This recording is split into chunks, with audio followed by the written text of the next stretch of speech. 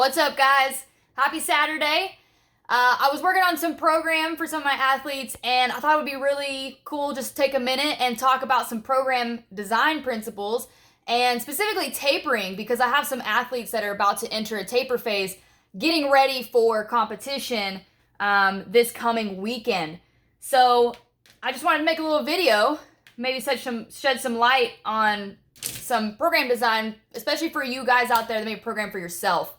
So before we talk about tapering, though, we have to talk about adaptation, or this idea of supercompensation. So I'm going to draw just kind of a simple graph for you. Not with that marker, though, because it's dead. Here's my little graph. And the height or the depth of this graph is physical expression. That's what it represents. So my ability to do work. Various kinds of work. We could be talking about energy systems. We could be talking about muscular stamina. We could be talking about strength. This represents all forms of human physical skills and adaptations. So let's use, for example, toes to bar, because most people are pretty familiar with toes to bar, and they've probably experienced this with toes to bar. But let's say I have a workout, right? And this red area represents the workout. And this graph represents over a few days and extends out into infinity. Now, what happens is during a workout, let's say I have 100 toes to bar to get done in this workout.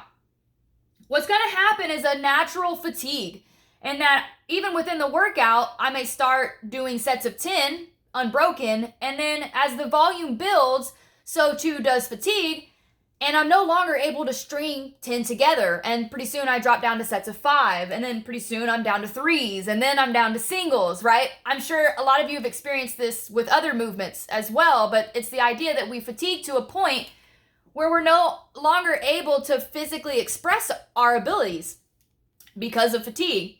And we want that. That's actually a good thing, because the whole point of working out is to recover and adapt. So if this is fatigue, if I give myself a day or two before I try toes to bar again, I allow myself to rest, my body is going to naturally recover. And if I give myself even enough time, what will happen is my body will adapt, and that my body will display an increased ability in physical adaptation or physical expression, and that now all of a sudden I can string 12 together, right? Or 415. And this is really cool. This is a cool part of being human, in that we're anti-fragile systems, that the body wants to make stimuluses less challenging, and that the body literally wants to adapt so that it can better handle challenges in the future. And that's the whole idea of this physical expression curve, this adaptation. And so this would be the idea of adaptation, or supercompensation, as some people call it. You can also think of this as peaking, and that I give myself enough time to allow my physical expression to peak. Now, the bad thing is that this is a use it or lose it. All physical skills are use it or lose it principles, given enough time. And that if I don't do toes to bar again, I'm going to regress. I'm going to return back to baseline. I may even dip below it if I go too long. Use it or lose it, right? If I don't do toes to bar again for another month, I can't expect to be able to do 10 unbroken again. I'm probably going to be down to like 3s or 4s. And so that's regression. And we want to think about this when we're talking about tapering, because this is actually the reason that we don't just take 5 days off, right? We still have to keep training. So now rolling into the actual taper and what tapering looks like, we'll make it super easy. Now, my athletes just got done with their pre-competition phase of their training, and what that looked like was really, really high levels of volume and intensity, right? So we cranked up the volume, we cranked up the intensity, because they have a competition that is a multi-event competition, and that they're going to be asked to do work more than once, do intense physical work more than once in the day. And so they have to be able to put out each time, which means they have to be accustomed to volume. The only way to get accustomed to volume is to have it in training, gradually progressing up. And then same thing with intensity. They're going to have to put out each time. And so in order to adapt to intensity, you have to build it up. And so they went through a phase where they built it up.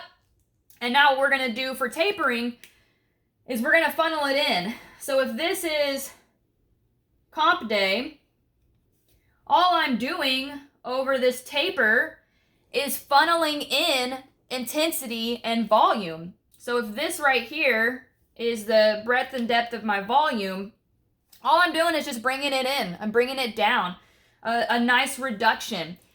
And the reason we do that is because we want to facilitate recovery and adaptation, right? Going back to our curve, if we think about this from a global sense, this high volume, high intensity put them down here for a while, right? They actually probably lost some physical expression.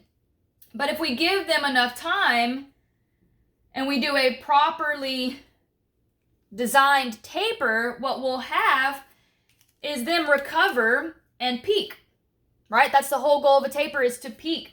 And what peaking means is that we are able to fully express the skills and the adaptations that we acquired in training, okay?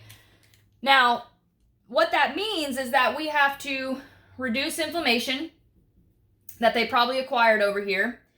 We have to recover, that's not how you spell recover, there we go, recover the mechanics, so literally like your muscles and your joints, the structures, they have to physically recover. And then we also need CNS recovery of the motor cortex, the spinal cord, which means we just can't do as much intensity. Now, the thing is, though, is we still have to train. And this is why we don't just take a few days off. Because if we took a few days off, our energy systems in particular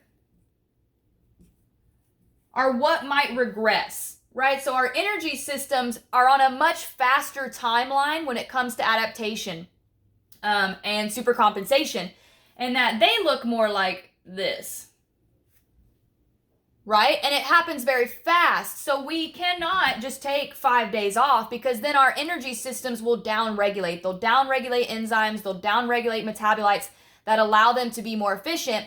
And if those get downregulated, then we are not as efficient in our energy systems. And I'm sure some of you have felt this. If you go on vacation for a week and you come back, you probably didn't lose strength.